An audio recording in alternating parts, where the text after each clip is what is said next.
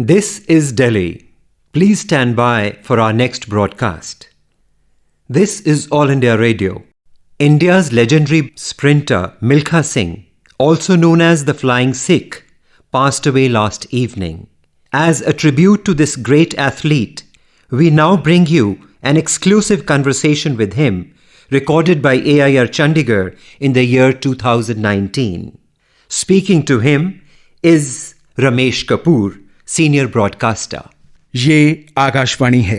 अंतर्राष्ट्रीय ख्याति प्राप्त धावक मिल्खा सिंह का कल निधन हो गया। दिवंगत आत्मा को श्रद्धांजलि देते हुए आकाशवाणी चंडीगढ़ पर वर्ष 2019 में पद्मश्री मिल्खा सिंह से किए गए एक विशेष साक्षात्कार की रिकॉर्डिंग अब हम आपको सुनवा रहे हैं। मिल्खा सिंह से ये साक्षात्कार किया वरिष्ठ प्रसारक रमेश कपूर ने। दोस्तों, आज हमारे साथ एक ऐसी महान शख्सियत हैं जिन्होंने इतिहास अपने नाम किया। जब ये दौड़ा करते थे तो इनके कदम हवा से बातें करते थे। इसी कारण दुनिया ने इन्हें नाम दिया फ्लाइंग सिख।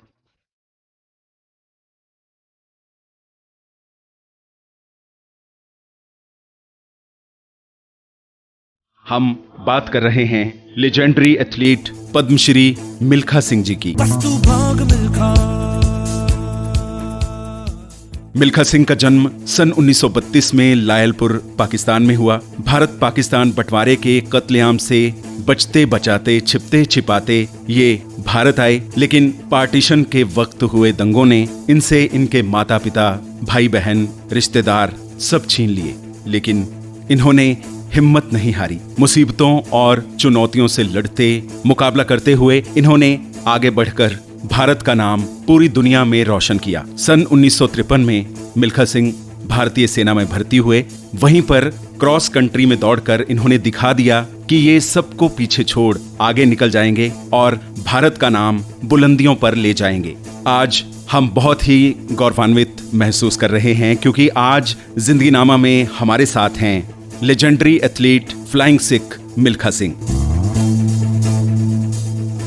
मिल्खा सिंह जी, बहुत बहुत स्वागत है आपका प्रोग्राम में। मुझे बहुत खुशी है कि ऑल इंडिया रेडियो वाले यहाँ पे इंटरव्यू लेने के लिए आए हैं। सबसे पहले तो मैं जो ऑल इंडिया रेडियो सुनते हैं सबको नमस्कार और मेरी तरफ से बहुत बहुत प्यार। मिल्खा सिंह जी, बात करते हैं आपके बचपन की। तो बचपन के दिन किस तरह से गुजरे? कभी याद आते हैं वो दिन आपको? बचपन के दिन जब मुझे याद आते हैं तो मैं बहुत रोता हूँ। पूछिए क्यों? क्योंकि आपको तो मालूम नहीं है, जो पार्टीशन हुआ है, पार्टीशन के अंदर मेरे माँ बाप, मेरे बहन भाई मेरी आंखों के सामने मारे गए। जो हुआ आप लोगों को, क्योंकि आप तो पैदा भी नहीं हुए होंगे तो आप लोगों को तो पता नहीं है, मगर मैंने हर एक चीज़ आंखों से देखी है। बात यह है कि जो हमारे गांव वाले थे उनको ये मालूम ही नहीं था कि इंडिया और पाकिस्तान ये क्या बन रहा है, क्योंकि हमारा गांव जो था बहुत बैकवर्ड एरिया के अंदर था। वहाँ पे 2 सरदारों के गांव थे, मगर उनको इस चीज़ का कुछ इल्म नहीं था। क्योंकि मैं जब स्कूल जाता था पढ़ने के लिए तो मेरे गांव से सिटी का स्कूल जो था वो 10 किलोमीटर था। 10 किलोमीटर में रोज़ जाता था नंगे पाँव और 10 किलोमीटर आता था वापस। और रास्ते के अंदर रेत के टिब्बे हुआ करते थे, रास्ते के अंदर 2 नहरें पार करके मैं जाया करता था। तो जब ये पार्टीशन की बातें होने लगीं तो जब मैं सिटी के स्कूल में जाता था, जब मैं वापस आता गांव में, तो मैं आके बताता था कि भाई ये क्या इंडिया और पाकिस्तान बन रहा है, हमें अपना गांव छोड़ के जाना पड़ेगा। तो लोग सोचते थे ये क्या हो रहा है, ये क्या चीज़ें हो रही हैं। तो मुझे याद है कि हमारे गाँव के पास एक और सरदार और हिंदुओं का गाँव था, वो भी अपना गांव छोड़ के करीबन कोई 2-2.5 किलोमीटर पे वो था, वो भी हमारे गांव के अंदर आ गए। और जो गुरुद्वारा था, गुरुद्वारे के अंदर हम सब लेडीज जो थीं वो गुरुद्वारे के अंदर रह रही थी। लंगर वहीं पकता था, वहीं पे रोटियां सबको सर्व की जाती थी। तो जो पड़ोसी मुसलमान थे हमारे गांव के आसपास, वो हमें कुछ नहीं कहना चाहते थे, क्योंकि हम उनकी मैरिजेज में जाते थे, वो हमारी मैरिजेज में आते थे। तो जैसे भाई रहते हैं इस तरह से वो आपस में हम रहते थे। जी, जिस तरह से आप बता रहे हैं कि जो आपके आस पड़ोस वाले मुस्लिम थे वो लोग नहीं चाहते थे कि आप गांव छोड़कर जाएं, तो वो कौन से लोग थे जिन्होंने इस तरह के हालात पैदा किए, मजबूर किया कि आप अपना गांव छोड़ दें? बाहर के जो मुसलमान आए उन लोगों ने ये चीज़ आके उठाई कि देखो जी ये गाड़ियाँ वहाँ से कटी हुई आ रही हैं। वो सीन मैं कभी भूल नहीं सकता।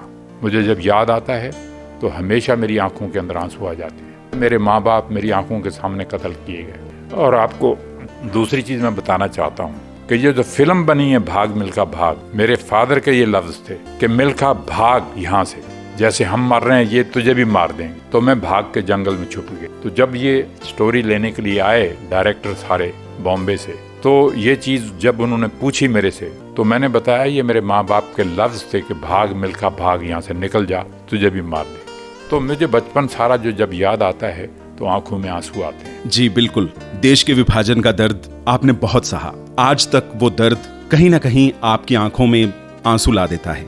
मिल्खा सिंह जी, आपको पाकिस्तान से जिन हालातों के चलते अपना घर, अपना गांव छोड़ना पड़ा, भारत में आना पड़ा और फिर उसके बाद आप भारतीय सेना में भर्ती हुए, तो उस भयानक हादसे के बावजूद, जिस हादसे ने आपके माँ बाप, आपके रिश्तेदार आपसे छीन लिए, उसके बावजूद आपने अपना जो हौसला है वो मजबूत किया और भारतीय सेना में भर्ती हुए। तो भारतीय सेना में भर्ती होने के लिए किसने आपको प्रेरित किया? हाँ, ये बात जो आपने पूछी है सही है कि जब मैं पार्टीशन के बाद जितने भी रेफ्यूजीज थे वो पुरानी दिल्ली रेलवे स्टेशन के ऊपर आके लैंड किया करते थे। एक नई दिल्ली है, एक पुरानी दिल्ली है। पुरानी दिल्ली प्लेटफॉर्म पे मैं पहुंचा, गाड़ी आई, वहां पे रुकी, गाड़ी खून से भरी हुई थी, मुझे याद है। और प्लेटफॉर्म के ऊपर जहाँ पे मैं रह रहा था वहाँ पे सारे रेफ्यूजीज पड़े हुए थे। ना तो वहाँ पे सोने के लिए जगह थी, ना पीने के लिए पानी था, ना रोटी खाने के लिए थी। सब आदमी चिल्ला रहे थे, रो रहे थे। किसी की बहन मर गई, किसी का भाई मर गया, किसी का माँ मर गई, किसी का बाप मर गया।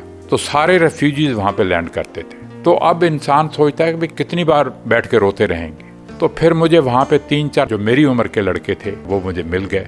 तो सब ने ये सोचा कि भाई अब कुछ ना कुछ तो करना है लाइफ के अंदर, क्योंकि जब दिल्ली रेलवे स्टेशन पे आप लैंड करते थे तो वो आपके घर का पता लिखते थे, कहाँ से आए हो, और कोई आपका रिश्तेदार यहाँ पे या ये वो सारी चीज़ें पूछते थे। हमें लिखाना पड़ता था वहाँ पे, मेरा नाम मिल्खा सिंह है, मेरा गांव गोबिंदपुरा है, पाकिस्तान मुल्तान के पास था, मैं वहाँ से आया हूँ। वो सारी चीज़ मैंने वहाँ पे लिखाई। तो वो रोज़ पुकारते रहते थे कि फलाने का रिश्तेदार है यहाँ पे, ये है वो है, अगर किसी को खबर चले तो वो आके पुरानी दिल्ली रेलवे स्टेशन पे आके मिल लें। तो अब जो क्वेश्चन आपने किया है कि आर्मी में हम कैसे गए, क्या हुआ, तो वो मैं आपको बताना चाहता हूँ कि हम 3-4 लड़के जो थे हम उम्र, तो हमें पता चला कि रिक्रूटिंग ऑफिस जो है वो लाल किला जहाँ पे है, लाल किले के पास में आर्मी अगर रिक्रूटिंग ऑफिस है तो वहाँ पे भर्ती के लिए ट्राई की जाए। तो हम तीनों गए। अब 50 पोस्टें निकली हैं तो सारा रेफ्यूजी जितने भी लोग थे आए हुए पाकिस्तान से वो सारे वहाँ पहुँचे हुए हैं। 50 पोस्टों के लिए 5000 आदमी पहुँचा हुआ है। अब आप सोच लीजिए कि 50 पोस्टें हैं, 5000 आदमी है। फिजिकली तो मैं फिट था, उन्होंने चेस्ट मेरी देखी ठीक थी, हाइट मेरी देखी ठीक थी, वेट मेरा देखा ठीक था, टेस्ट जो उन्होंने कहे वो हमने पूरे कर दिए। तो मैंने 2-3 बार ट्राई की तो सिलेक्ट नहीं हुआ। फिर मेरे एक भाई थे जो बच के आए थे, वो ब्रिटिश आर्मी में थे।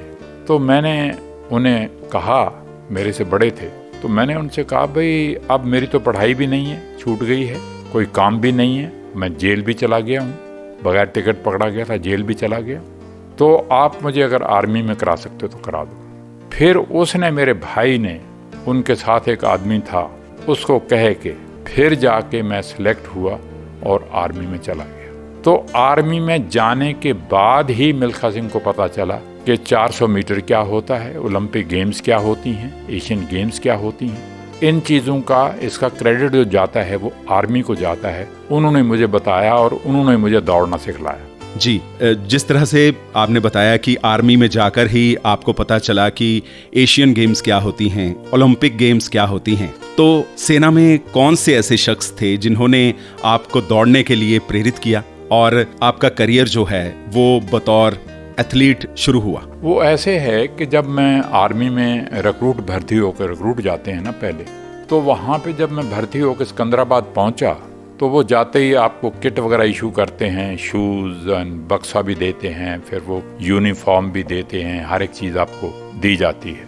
तो 15 दिन के बाद रोल कॉल होती है। रोल कॉल कहते हैं कि आर्मी के नौजवान जो हैं रात को एक साथ इकट्ठे होते हैं, तो वहाँ पे उनको नेक्स्ट डे का प्रोग्राम बताया जाता है जो भी नई चीज़ होने वाली होती वो वहाँ पे रोल कॉल के अंदर अनाउंस करते हैं वहाँ पे। तो 15 दिन के बाद रोल कॉल तो रोज़ ही होती है शाम को, मगर उस दिन ये अनाउंस हुआ कि कल 5 मील की, उस टाइम हमारे ज़माने में मील हुआ करते थे, आजकल तो किलोमीटर्स हो गए हैं ना भाई, कल 5 मील की क्रॉस कंट्री होगी और उस क्रॉस कंट्री के अंदर ये 300-400 जवान दौड़ेंगे और उसमें से जो 10 नौजवान पहले आएंगे उनको सिलेक्ट किया जाएगा और उनको फर्दर ट्रेनिंग दी जाएगी। तो हुआ ये कि वो जब रात को वापस बैरक में गए, बैरक जो होती है उसमें सब एक साथ रहते हैं, चाहे कोई बंगाली है, मद्रासी है, बिहारी है, पंजाबी है, किसी भी स्टेट का कोई रहने वाला है, वो बैरक एक ही होती है सबके लिए। तो उसमें हम करीबन कोई 30-40 जवान रह रहे थे, 20 चारपाई इस तरफ होती हैं, 20 इस तरफ होती हैं, तो बीच में रास्ता होता है चलने का। तो अब अपनी अपनी बातें कर रहे हैं भी कल दौड़ है, मैं भी दौड़ूंगा, मैं भी दौड़ूंगा, मैं भी दौड़ूंगा। तो वो जब दौड़ शुरू हुई सुबह, वो लाइन पे खड़े हो गए, हम विसल बजी, उससे पहले उन्होंने अनाउंस किया 5 मील की क्रॉस कंट्री थी, अब करीबन कोई 6-7 किलोमीटर होगा। तो उन्होंने कहा भी आधे रास्ते पे जाके वहाँ पे आपको पर्ची मिलेगी और वहाँ से वो पर्ची लेके आपने वापस आनी है। तो मुझे याद है कि भाई हम तेज़ दौड़े, पीछे से और भी सब नौजवान दौड़े, मेरा पेट पकड़ा गया, फिर मैं बैठ गया, फिर मैंने दौड़ना शुरू कर दिया। ये क्रेडिट सारा जो है मेरे स्कूल टाइम में जाता है, क्योंकि मैं 10 किलोमीटर रोज़ जो चल के स्कूल जाता था, रेत के टिब्बे रास्ते में आते थे, तो मैं जॉगिंग करता था, जाके जहाँ पे मुझे ग्रास का पैच मिलता था वहाँ मैं खड़ा हो जाता था। तो वो मेरा स्टेमिना थोड़ा बहुत बना हुआ था। तो हुआ ये कि 300-400 जवान जो दौड़े, उसमें से मैं पर्ची लेके वापस आया। आते ही मैं थोड़ा बहुत अब सांस चढ़ा हुआ था, तो मैं आके लेट गया। तो ये जो 5 मील की क्रॉस कंट्री में आप दौड़े, तो क्या हुआ? आप पहले नंबर पर आए। क्या हुआ था उस रेस के बाद? हुआ ये कि रेस खत्म होने के बाद जब रात को दोबारा रोल कॉल हुई, अब मुझे नहीं मालूम कि मेरा कौन सा नंबर आया है, क्या है, 300-400 जवानों में से। तो वो जब रात को रोल कॉल हुई तो उन्होंने कहा जी number 1 so and so, number 2 so and so, number 3 so and so, करते करते करते उन्होंने कहा 6ठे नंबर पे मिल्खा सिंह। तो सडनली मुझे शॉक सा लगा, मैंने कहा ये क्या हो गया। अब देखो, जिस इंसान को कोई नहीं जानता है कि मिल्खा सिंह कौन है, कहाँ से आया है, मेरे साथ के कितने लोग वहाँ पे हैं। तो जब मैं बैरक में वापस गया तो जो मेरे साथ 30-40 आदमी रह रहे थे, उन सब ने मुझे कंधे पे उठा लिया, मिल्खा सिंह जी आपने कमाल कर दिया, कमाल कर दिया, हमारी बैरक का नाम ऊंचा कर दिया। तो ये थी मेरी शुरुआत। जिस आदमी को कोई नहीं जानता, सडनली उसका नाम आ जाए आगे, तो वो कहता है ये तो मेरे लिए, जिसने इतनी तकलीफें देखी हों, तो वो कहता है ये चीज़ तो मेरे लिए कुछ भी नहीं है। तो फिर वो जो 10 आदमी थे उनको फर्दर ट्रेनिंग दी गई।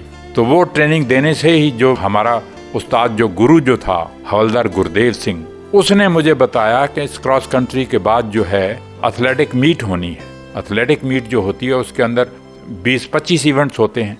100 मीटर है, 200 मीटर है, 400 मीटर है, 1500 मीटर है, 10,000 मीटर है, 5000 मीटर है, डिस्कस है, शॉट पुट है, लॉन्ग जंप है, कितने इवेंट्स हैं उसके अंदर। तो उसने मुझे बताया मिल्खा सिंह जी अब 400 मीटर दौड़ोगे। तो मैंने कहा जी 400 मीटर कितना होता है। उसने मुझे एक ट्रैक का निशान लगा के बताया, ऐसे गोल चक्कर। मैंने सोचा यार रोज का 5 मील 10 मील दौड़ाता है हमें ये, तो 400 मीटर मेरे लिए क्या चीज़ है, कुछ भी नहीं है। तो वो 400 मीटर उसने बताया, उन्होंने 50 रिक्रूट खड़े किए, भाई इनमें से जो फर्स्ट आ जाएगा उसको हम 400 मीटर के लिए सिलेक्ट कर लेंगे। तो फिर उसके बाद मैंने उससे पूछा, आगे जब ट्रेनिंग देना शुरू की, मैं तो 400 मीटर में भी फर्स्ट आ गया क्योंकि स्टेमिना मेरे में था। तो वो 400 मीटर की मुझे ट्रेनिंग देना शुरू कर दी उन लोगों ने। तो ये थी चीज़ जबकि मिल्खा सिंह को आर्मी के अंदर जाके इस चीज़ का पता चला, सारी चीज़ का। जी, इसके बाद आपने नेशनल रिकॉर्ड बनाया और सन 1956 की अगर बात करें, मेलबॉर्न ऑस्ट्रेलिया ओलंपिक की अगर बात करें, तो उसमें सिलेक्ट होने के लिए किस तरह का संघर्ष करना पड़ा आपको? चाहे आपका फील्ड है या डॉक्टर्स हैं, इंजीनियर्स हैं या स्पोर्ट्समैन हैं, किसी भी फील्ड में कोई आदमी है, जेलसी हर जगह में होती है, ये आप मानते हो ना। अब जब मैं नेशनल लेवल पे पहुंच गया तो जो लड़के पहले इंडिया में फर्स्ट सेकंड थर्ड आते थे 400 मीटर के अंदर, उन लोगों को पता चला ये नया लड़का कहाँ से आ गया। तो वो फिल्म में भी दिखाया गया है कि उन लोगों ने मेरी टांगें तोड़ने की कोशिश की, मुझे जान से मारने की कोशिश की। रात को 12 बजे जब मैं सोया हुआ था, उन्होंने डंडे लेके मेरी टांगों पे मारे, मेरे पाँव पे मारे, मेरे सिर पे मारे। जब हाय हाय की आवाज आई, लोग उठे, उन्होंने लाइट जलाई तो उतने में वो भाग गए थे। अब मुझे तो मालूम था कि कौन लोग थे, जिन्होंने ये काम किया।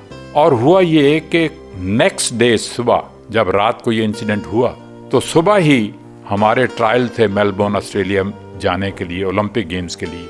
तो उसमें वो लड़के भी दौड़ रहे थे मेरे साथ। अब मुझे डॉक्टर ने कहा और मेरे कोच ने कहा कि मिल्खा सिंह आपको बुखार है, मत दौड़ो, मर जाओगे। मैंने कहा चाहे मैं मर जाऊं मगर मैं दौड़ूंगा ज़रूर, मैंने इतनी मेहनत की हुई है। तो मैं दौड़ा, मैंने उन लड़कों को बीट किया और सिलेक्ट हुआ, मेलबर्न चला गया। तो मेलबर्न जाने के बाद मुझे पता चला कि वर्ल्ड रिकॉर्ड क्या होता है, 400 मीटर कैसे दौड़ी जाती है। जो अमेरिकन लड़का वहाँ फर्स्ट आया था, हालांकि मैं फर्स्ट राउंड में ही बाहर हो गया। जी, ऐसा क्या हुआ था कि आप फर्स्ट राउंड में ही बाहर हो गए? क्योंकि वहाँ पे बहुत सी चीज़ें ऐसी थीं जो मुझे नहीं करनी चाहिए। क्योंकि यहाँ इंडिया में हमारे ज़माना ऐसा था कि अगर आप अपनी सिस्टर से भी बात कर रहे हैं तो लोग आपको मारना शुरू कर देते थे। लड़की से बात करनी तो बहुत मुश्किल हुआ करती थी उस ज़माने के अंदर। आजकल तो ज़माना फ्री हो गया, मगर हमारा ज़माना कुछ और था। तो वहाँ पे जाके लड़कियों के चक्कर में पड़ गए। मेलबर्न गए तो जब मैं रेस हार गया तो मेरा कोच मुझे कहता है मिल्खा ये काम आपका नहीं है, हिंदुस्तान ने आपको यहाँ भेजा है, इस चीज़ के लिए नहीं भेजा है। तो वो मैं आपको बताना चाहता हूँ कि मैंने उस बात को बहुत महसूस किया जब मैं फर्स्ट राउंड में बाहर हो गया। और फिर मेरे दिल में आग थी कि जो लड़का वहाँ पे अमेरिकन लड़का 400 मीटर के अंदर फर्स्ट आया था मेलबर्न ओलंपिक के अंदर, ऑस्ट्रेलिया के अंदर 56 में, मैंने कहा कि मैं उस लड़के के पास जाऊँगा। मुझे इंग्लिश नहीं बोलना आती थी, मैंने उसे इशारों में समझाया जाके, क्योंकि हम तो गाँव के पढ़े हुए हैं, ये इंग्लिश के स्कूल के थोड़े पढ़े हुए थे कि मुझे इंग्लिश टूटी फूटी थोड़ी बहुत बात समझाई मैंने उसको। तो वो लड़के को मेरे को मिलने की ख्वाहिश थी कि जो लड़का 400 मीटर में फर्स्ट आया मैंने उससे ज़रूर मिलना है, उससे पूछना है कि उसका ट्रेनिंग शेड्यूल क्या होता है, वो क्या करता है, जो उसने वर्ल्ड रिकॉर्ड तोड़ा है उसमें क्या खूबी क्या है उसमें। तो आपको मालूम है कि ओलंपिक विलेज होता है, यहाँ पे अमेरिका की टीम रह रही है, यहाँ पे ऑस्ट्रेलिया की टीम रह रही है, यहाँ पे कनाडा की टीम रह रही है, यहाँ पे इंडिया की टीम रह रही है। तो सारी टीम जो होती हैं वो आसपास होती हैं, 2-2, 3-3, 5-5 मिनट की वॉक के ऊपर। अमेरिकन टीम हमारे इंडियन टीम के पास ही रह रही थी। तो मैं उस लड़के के पास चला गया। जब मैं गया तो उस लड़के के कमरे के बाहर फोटोग्राफर बैठे हुए हैं, प्रेस वाले बैठे हुए हैं। अब उसने गोल्ड मेडल जीता हुआ था, वो सारे उसकी इंटरव्यू लेने के लिए आए हुए थे। तो जब मैं उसके कमरे के बाहर गया तो मुझे अब जानता ही नहीं वो मैं कौन हूँ क्या है। मुझे कहता है yes gentleman what can I do for you. मैंने कहा my name is Milkha Singh, I want your coaching schedule. मैंने 3-4 बार उसको रिपीट किया। You want my coaching schedule, what I have no time today, can you come tomorrow. तो मैं उसी तरह से वापस चला गया, पास में तो रहते थे हम वहाँ पे। नेक्स्ट डे फिर पहुँच गया। अब मैंने उसे इशारों में बताया कि आई एम मिल्खा 400 मीटर। अब पूरी तो इंग्लिश में बोल नहीं सकता था। 400 मीटर। कहता यस योर कोचिंग शेड्यूल। मैंने 2-3 बार उसे कहा तो वो समझ गया कि ये मेरा कोचिंग शेड्यूल चाहता है। तो मुझे कहता है कि what is your timing in 400 meter. तो उस टाइम मैं 48 सेकंड में दौड़ता था।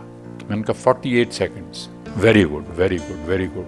वो दौड़ता था 46 सेकंड में। 2 सेकंड का फर्क, कम से कम 15-20 गज का फर्क था। आपको मालूम है ओलंपिक गेम में तो फोटो फिनिश होती हैं सारी।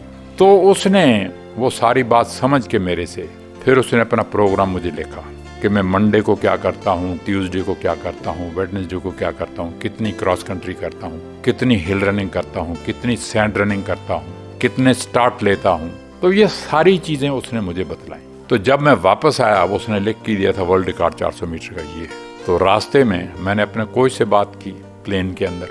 कहता मिल्खा ये विल पावर के बगैर ये चीज़ होने वाली नहीं है। तो मैं आपको ये बताना चाहता हूँ कि विल पावर मिल्खा सिंह के अंदर थी, डेडिकेशन मिल्खा सिंह के अंदर थी।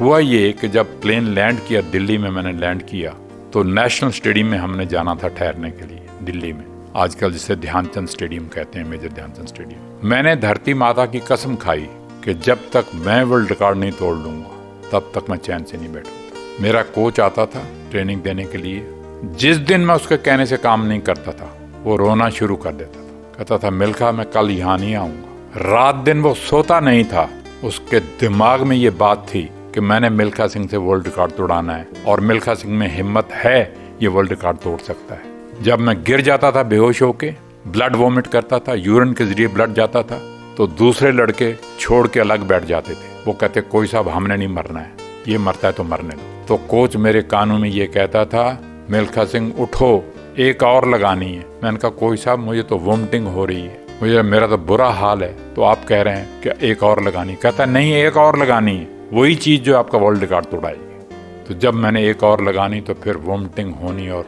बेहोश पड़े रहना मैंने कितनी देर। और रोज़ का ये काम था। मैं कहता था किसी दिन भगवान मुझे बचा ले, मैं भगवान के हाथ जोड़ता था कि मैं नहीं दौड़ूंगा आगे से, मुझे बचा ले आज, क्योंकि रोज़ ही बेहोश हो जाता था। मगर इरादा इतना मजबूत था, विल पावर इतनी थी मेरे में कि मैंने ये काम करना ही करना है। उसका क्रेडिट मैं अपने कोच को देता हूँ, उसका क्रेडिट मैं आर्मी को देता हूँ, क्योंकि मुझे अभी तक याद है कि मैंने तिरंगा झंडा लहराना था USA के अंदर, मिशिगन के अंदर, मुझे अभी तक याद है। वहाँ पे करीबन 35,000 इंडियन इकट्ठा हुआ था।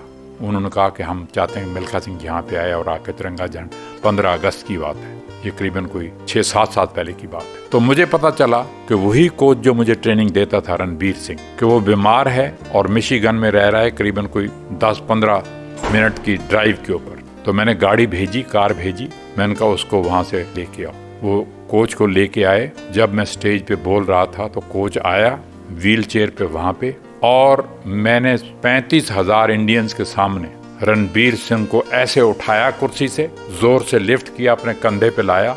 मैंने कहा दोस्तों, मैं आपसे बताना चाहता हूँ कि अगर आज दुनिया में मिल्खा सिंह का नाम मशहूर है तो इसका क्रेडिट जो है इस कोच को, रणबीर सिंह को जाता है। लोगों ने बड़ी क्लैपिंग की, उसके लिए बड़ी क्लैपिंग की, कहा कि ये आदमी है जिसने मुझे बनाया। तो ये होती है विल पावर और ये होती है मेहनत। आपकी मेहनत, आपका जज्बा, आपका जुनून कि इंडिया के लिए आपने गोल्ड मेडल लाना है। आप जी तोड़ मेहनत कर रहे थे और फिर आपको आपकी मेहनत का फल मिला जब सन 1958 में आपने कॉमनवेल्थ गेम्स में पहला गोल्ड मेडल जीता। स्वतंत्र भारत के आप पहले गोल्ड मेडल जीतने वाले खिलाड़ी बने। तो कैसा महसूस हुआ था आपको जब आपने पहला गोल्ड मेडल हासिल किया?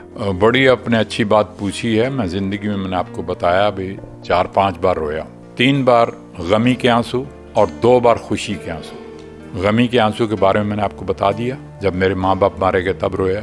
दूसरी बार रोया जब रोम ओलंपिक के अंदर मैंने गोल्ड मेडल मिस किया। वो जिंदगी भर जो चीज है, मरते दम तक कभी नहीं भूल पाऊंगा, क्योंकि मैंने दुनिया के अंदर 80 इंटरनेशनल रेसेस दौड़ी थी और 77 जीती। 77 टाइम मैंने तिरंगा झंडा ऊंचा लहराया और नेशनल एंथम बजाया। रोम ओलंपिक में जाने से पहले ये रेसेस मैंने दौड़ी थी और उसमें ये था कि दुनिया का हर आदमी ये जानता था, क्योंकि मिल्खा सिंह का रिकॉर्ड बन चुका था सारी दुनिया में। जहां भी दौड़ता था, पेरिस में दौड़ा मिल्खा सिंह जीत गया, लंदन में दौड़ा मिल्खा सिंह जीत गया, मॉस्को में दौड़ा मिल्खा सिंह जीत गया, USA में दौड़ा मिल्खा, हर जगह जीतता जा रहा था। तो लोग ये कहते थे कि 400 मीटर रोम ओलंपिक में अगर कोई जीतेगा तो डेफिनेटली मिल्खा सिंह इंडिया का जीतेगा और कोई नहीं जीत सकता। तो उस रात को मैं बहुत रोया। रेस में थोड़ी सी गलती हो गई और 15 साल की मेहनत पे पानी फिर गया। जी, ऐसा क्या हुआ था उस रेस में? क्योंकि फ्रिक्शन ऑफ सेकंड से आप पिछड़ गए थे। हालांकि पुराना ओलंपिक का जो रिकॉर्ड था वो आपने तोड़ा, फिर भी जो ओलंपिक मेडल था वो आपके हाथों से फिसल गया। बिल्कुल आप सही कह रहे हैं कि वो होती है कि दौड़ने से पहले आपकी लेन्स निकलती हैं कि फर्स्ट लेन में कौन दौड़ेगा, सेकंड में कौन दौड़ेगा, थर्ड में कौन दौड़ेगा। हमारे ज़माने में 6 आदमी फाइनल में दौड़ते थे, मैं फाइनल में आ गया था। तो हर एक आदमी को लेन जो है वो आपके मुकद्दर के मुताबिक मिलती है। अगर ये सोचें आपके भी मैं फर्स्ट लेन में दौड़ूं, ये नहीं हो सकता। तो मुझे 5वीं लेन मिली। अब जो आदमी अच्छे दौड़ने वाले थे, मेरे साथ दौड़ने वाले थे, वो मेरे पीछे थे, वो मुझे देख सकते थे, मैं उनको देख नहीं सकता था पीछे से। तो जब 250 मीटर में मैं पहुंचा, अभी 150 मीटर और रहता था, 400 मीटर की रेस थी, तो 250 मीटर के ऊपर मैं रेस को लीड कर रहा था और सबको मालूम था कि मिल्खा सिंह जीतेगा। तो सडनली मेरे दिमाग में ये बात आई जब मैं 250 मीटर पे था कि मिल्खा, आप बहुत तेज दौड़ रहे हो सकता है कि आप ये रेस खत्म ना कर पाओ। तो जिस रिदम के अंदर, जिस स्पीड के अंदर मैं जा रहा था, उसको मैंने ब्रेक दिया। तो वहीं पे मिल्खा सिंह की और इंडिया की किस्मत का सितारा जो था वो डूब गया। अगर मैं स्पीड में ब्रेक नहीं देता तो सवाल ही पैदा नहीं होता था मिल्खा सिंह का गोल्ड मेडल ना होता। तो वो गलती जो रेस में हुई है उसको मैं जिंदगी भर मरते दम तक कभी नहीं भूल सकता। तो वो गलती थी। मैंने कोशिश की बाद में उनको पकड़ने की, मगर एक बार जब आप स्पीड तोड़ दो, उसको दोबारा पिकअप करना जो होता है वो बहुत मुश्किल होता है। तो ये थी कि जो रोम ओलंपिक वाली जीत थी उसके अंदर में रोया। सन 1958 में आपने कॉमनवेल्थ गेम्स में पहला गोल्ड मेडल जीता। स्वतंत्र भारत के आप पहले गोल्ड मेडल जीतने वाले खिलाड़ी बने, तो कैसा महसूस हुआ था आपको जब आपने पहला गोल्ड मेडल हासिल किया? मुझे याद है कि 1958 में जब मैंने गोल्ड मेडल जीता, क्वीन आई मेरे गले के अंदर गोल्ड मेडल डाला कॉमनवेल्थ गेम्स के अंदर, और 1 लाख अंग्रेज स्टेडियम के अंदर बैठा था। जब नेशनल एंथम बजा, क्वीन आई, गले में गोल्ड मेडल डाला, विक्ट्री स्टैंड पे जब कहा गया मिल्खा सिंह इंडिया फर्स्ट, तो तिरंगा झंडा ऊपर जा रहा है, नेशनल एंथम बज रहा है, सारे अंग्रेज स्टेडियम के अंदर खड़े हैं और खुशी के आंसू अपने आप मेरी आंखों में से नीचे गिर रहे थे। और मैं ये सोच रहा था कि मिल्खा, आज सही मायने में तूने अपने देश का तिरंगा झंडा ऊपर किया है और देश का नाम ऊंचा किया है। जी, मिल्खा सिंह से फ्लाइंग सिख मिल्खा सिंह बनने के पीछे क्या कहानी है? किसको श्रेय देना चाहेंगे और कितना सुकून मिलता है आपको अपने नाम के आगे फ्लाइंग सिख लगने से? इसमें कोई शक वाली बात नहीं कि आज अगर दुनिया भर में मिल्खा सिंह का नाम मशहूर है एज फ्लाइंग सिख, तो इसका क्रेडिट मैं जनरल अयूब को देता हूँ। वो प्रेसिडेंट थे पाकिस्तान के 60 के अंदर, जब मैंने अब्दुल खालिक को पाकिस्तान के अंदर हराया, जहाँ पे मुझे फ्लाइंग सिख का खिताब मिला। और ये पाकिस्तान को क्रेडिट जाता है कि उन्होंने मिल्खा सिंह को फ्लाइंग सिख का खिताब दिया। कि जब लाहौर में फ्लाइंग सिख का खिताब मिला तो it was very great thing. तब भी मैं खुशी के आंसू रोया था। स्टेडियम भरा हुआ था और लोग देख रहे थे कि मिल्खा सिंह खुशी से रो रहा है। जी, एक किस्सा ये भी बहुत ही मशहूर है कि आप ट्रेन के साथ दौड़ लगाया करते थे, उसके बारे में थोड़ा बताएं। ये आइडिया आपके दिमाग में कहाँ से आया कि ट्रेन के इंजन को पीछे छोड़ना है और दौड़कर आगे निकल जाना है? हाँ, ये सही बात है। जब सिकंदराबाद में मैं ट्रेनिंग किया करता था तो वहाँ पे छोटी लाइन जो होती है ना, छोटी लाइन पे वो गाड़ी चलती थी। तो उस ड्राइवर को भी मैं बहुत बधाई देता हूँ कि जब मैं ट्रेन के साथ, इंजन के साथ भागता था तो वो ड्राइवर मुझे कहता था, आ जाओ आ जाओ आ जाओ आ जाओ, शाबाश शाबाश शाबाश। क्योंकि उसको तो मालूम नहीं था कौन दौड़ रहा है, मिल्खा सिंह है या कोई आदमी है, मगर वो हिम्मत कर रहा है ट्रेन के इंजन के साथ दौड़ने के लिए। तो वो जब गाड़ी ऊपर चढ़ती थी तो उसी तरह मैं भी चढ़ाई पे चढ़ता था। मुझे उससे बहुत उत्साह मिला। आप जब फौज में थे तो रेडियो सुना करते थे? हाँ, ऑल इंडिया रेडियो में बहुत सुनता रहा हूँ। मैं ऑल इंडिया रेडियो पे गाने सुना करता था, मुझे अभी तक याद है। और वो मोहम्मद रफ़ी के और लता के गाने बैठ के सुना करते थे आर्मी के अंदर। क्या खुश हुआ करते थे। जी, मैं बधाई देना चाहता हूँ ऑल इंडिया रेडियो को। मिल्खा सिंह जी, आज बहुत से हमारे सुनने वाले ये कार्यक्रम सुन रहे हैं, खास तौर पर हमारी यंग जनरेशन जो आपकी तरह ही एथलीट बनना चाहते हैं, उनके लिए क्या कहना चाहेंगे? हाँ, ये सही बात है कि हम लोगों ने जो अपने देश के लिए करना था वो कर दिया। मेजर ध्यानचंद जी थे, लाला अमरनाथ जी थे, मैं था, मेरे साथ और भी कुछ नौजवान थे जिन्होंने मेडल जीते देश के लिए। वो तो करके चले गए, मगर अब देश का तिरंगा झंडा लहराना या देश की इज्जत को आगे बढ़ाना, यह हमारी यंग जनरेशन का काम है। तो मैं आने वाली जनरेशन जो आ रही है, आगे बढ़ रही है, उनसे ये कहना चाहता हूँ, देश की इज्जत सबसे पहले है, देश का तिरंगा झंडा सबसे पहले है, देश का नेशनल एंथम सबसे पहले है। उसको, तिरंगे झंडे को आपने ऊंचा रखना है, नेशनल एंथम हर फील्ड में बजाना है। कोई ऐसा काम नहीं करना है जिससे हमारे देश की बदनामी हो। जी बिल्कुल, मिल्खा सिंह जी, आप प्रोग्राम का हिस्सा बने। आपने अपनी जिंदगी से जुड़ी तमाम बातें हमारे सुनने वालों के साथ, हमारे साथ शेयर की। आपका तहे दिल से शुक्रिया। बहुत बहुत शुक्रिया। और मैं ऑल इंडिया रेडियो का बहुत बहुत शुक्रिया अदा करता हूँ। और ये कहना चाहूंगा कि जितने और स्पोर्ट्समैन हैं, मिल्खा सिंह की तो लाइफ आपने बता ही दी, लोगों ने सुन ली, मगर मैं ये चाहता हूँ कि जो पिछले स्पोर्ट्समैन रहे हैं उनकी कहानी इन बच्चों को बताओ। और जो बच्चे अच्छा कर रहे हैं उनकी कहानी, जैसे पीवी संधू है, साइना नेहवाल है, विराट कोहली है, और जितने स्पोर्ट्समैन हुए हैं, सचिन तेंदुलकर है, तो इनके सबके बताइए उनकी कहानी बच्चों को, ताकि वो बच्चे सुने, आगे बढ़ें और आगे बढ़ के देश का नाम ऊंचा करें। Thank you very much. जय Hind. You were listening to a recording of an exclusive interview with legendary athlete Milkha Singh, recorded in 2019 at AIR Chandigarh. In conversation with him was Ramesh Kapoor, senior broadcaster. In coordination with All India Radio Chandigarh, this broadcast came to you from the Delhi station of All India Radio. अभी आप अंतर्राष्ट्रीय ख्याति प्राप्त धावक पद्मश्री मिल्खा सिंह से वर्ष 2019 में आकाशवाणी चंडीगढ़ में लिए गए साक्षात्कार की रिकॉर्डिंग सुन रहे थे। भेंट करता थे वरिष्ठ प्रसारक रमेश कपूर।